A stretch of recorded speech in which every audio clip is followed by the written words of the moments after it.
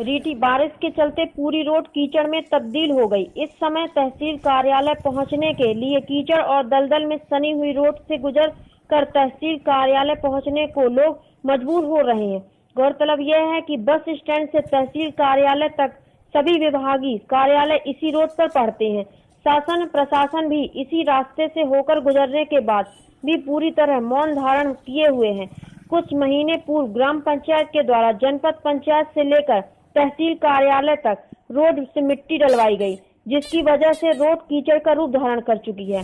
तहसील कार्यालय पहुंचने वाले लोगों को मोटरसाइकिल से दूर की बात है, पैदल चलना भी दुश्वार है। MP न्यूज कास्ट से हरीश शंकर बैन की रिपोर्ट।